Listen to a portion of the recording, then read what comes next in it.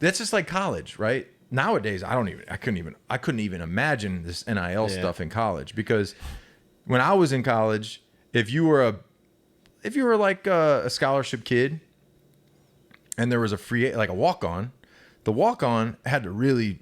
You had to You had to like for a while too. Yeah. Like you had to go like 2 years of like busting your ass to like get an opportunity to get a scholarship, and then for you to be a starter. So like if you were a starter, they tried hard not to make you a starter. Like that's why Jason Kelsey for me is like unbelievable. Like the kid might be a Hall of Fame center. Was Jason Kelsey a walk-on? Yes. Yeah.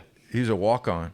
Played defensive line, and then they switched him over to being an offensive lineman, and that was when they kind of went to that more athletic front lighter guys, and the dude's super athletic. So then he worked his way up, got a scholarship, starter. Like Rudy. No, that's nothing like Rudy. Rudy played in one freaking But it is snap. true, because college is the ultimate, Rudy. like where you start. Like my first year in college, I was a guy that got like that last scholarship. So like the first day in, go to the DB room, the guy's like, my coach, Coach Demo's like, yo, you're all the way in the back. I was a 7th string safety. Like I had no reps on the first field. Like they split the field in half. All the coaches was on this side, and then like all the like GAs and everybody was like, my first year, I didn't get to go on that other side and do anything. So it really didn't matter what I did. And you have to work over and over again to even have a chance. And if you're a walk-on, like we had walk-ons that you knew like, all right, they're playing, but you're like, he's not playing as much, because if he plays too much, then they have to put him on scholarship. Yeah. They have to wait until they have the scholarship available to be like, all right, we could give him a scholarship now. So now with the NIL, I was at Purdue for the Nebraska game this year. We were talking, they were just giving me some info, probably to donate or something. That's definitely why. Yes, 100%. Like this whole NIL stuff. Did you see that thing with the Florida quarterback? Yes. How much money that was? It was going to be, he was basically going to sign like a 4-year, $10, $11 million contract. Yeah. Now it's like free agency now. Yes. But the problem that they're creating in football with that is football's a team sport. Individual, you try and make it an individual sport. This isn't tennis. This isn't something where like you're out there by yourself. Like you have to rely on the next guy. If you're a running back, you need a great offensive line to block for you. If you're a quarterback, you have to have protection. All those things have to work together. So if you're like this big time quarterback, right, and you sign a multi-million-dollar deal to go play college football, and that offensive lineman who's driving his high school shitty car got like $5,000 to go there, is supposed to make sure that you ball out and get paid. But see, I think that'll never be a problem, because you're going to want to play. You're going to want to make it. No, but here's the issue that people are running into. Colleges are running into. You sign that kid to an agreement, any kid to an agreement. He can just be like, you know what? I don't like it here. Yeah. I don't like the weather here. But you're forgetting, though, with college, though, I'm going here. It's not like there's a salary cap or anything, so you could go get all the great players. But you can go you can get the quarterback for 4 years, $10 million. You can get the best left tackle pay him for the money. 4 years, $2 million. You could pay him the money, and he could transfer and keep your money. I know, but the thing is, though, is a lot of those guys you can keep in. It's just going to make it where there's only going to be like 15 or 20 schools that are just good. So it's going to be so top heavy. It's going to be terrible. It's going to be top heavy. But the problem is, you have a kid. So say for example, like the NFL, you got a guy like Kelsey from Cincinnati that was a walk-on. He's gone. Yeah. So you're a decent player in high school, but you're not like Alabama. You're not like a Florida. You go to a smaller school, like Lofa Tutupu, for example. Lofa, local guy. His dad played for the Patriots. Grew up in Foxborough, was a beast at Foxborough, went to King Philip, was a beast, went to the University of Maine, right? Had one good season, and Pete Carroll was like, oh, yeah, I coached your dad. Like, come here to USC, play for USC. Went to USC, balled out, got drafted to the Seahawks. Now, you got kids that are like, all right, if I ball out, I'm gonna go get paid, and like I need to go to the highest bidder. So like you're gonna have these teams, or you might have a kid for 1 year that's a good player, and then he's gone. Well, and then you're the head coach. You're like, shit. There's thousands of kids that are sitting in the portal right now. Yeah. So you're even saying the kids that there's so many kids that think they're doing that, and don't end up anywhere because no school wants them. Yeah. You're getting more Stetson Bennett's like 26-year-old seniors but I think if the NCAA actually got involved they couldn't find a structure. They screwed up. That helps. Time. But they kept trying not to pay these kids, trying not to, and then something gets passed, and now it's a free for all. Yeah. Like how many times you hear these coaches complaining, all the great Jim Boeheim's complaining about it, because for one, you guys all have been paying players for years. Yeah. But before, since it was under the table, only the top dogs can do it. But now a school like Texas, who there's a lot of rich people big money all around Texas, you go and you're like, hey, like I got friends that coach in college right now. They see a player, you reach out to the alumni association, and we say, hey, this kid's a 4-star. He's a beast. Like my guy, Taekwon Underwood, that used to play here, goes to University of Pittsburgh. Jordan Addison wins wide receiver of the year, is a dog. Rumored USC had $3 million for him.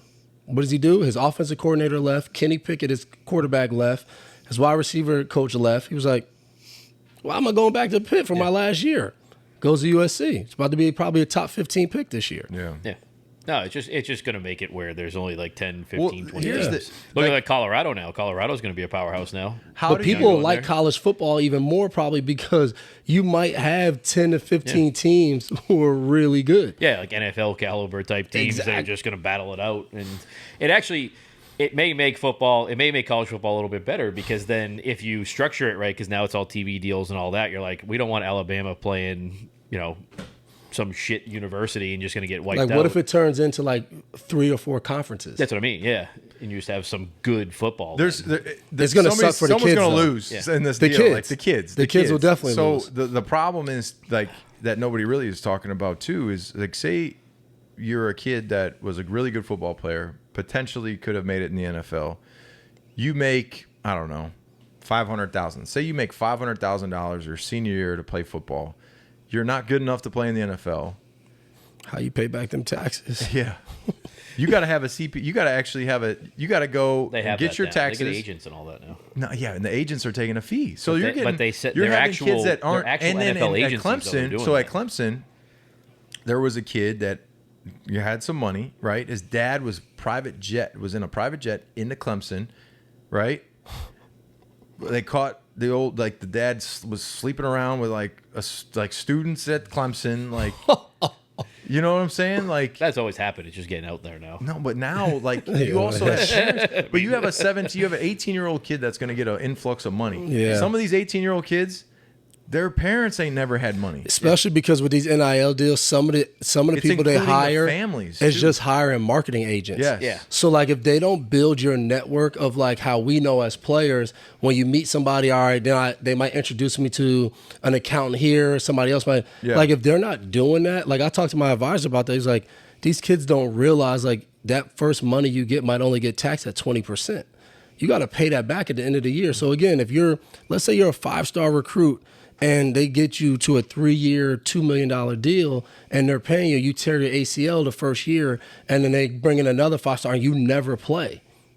But you decide, I don't want to transfer. I'm making good money. Nobody wants me. I'm going to keep making money. Yeah.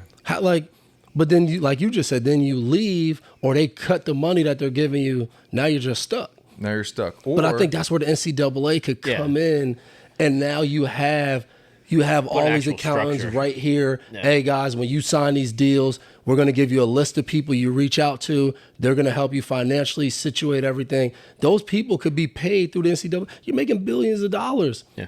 And I think the argument with the players were making the universities all this money, I agree with that. I think it's become such a bigger thing than they thought it was going to be. Yeah, no doubt about it. They thought oh yeah, okay, you can make, because Reggie Bush, for example, right now, he's going through all this crazy stuff. You take away his Heisman for whatever it happened, taking money.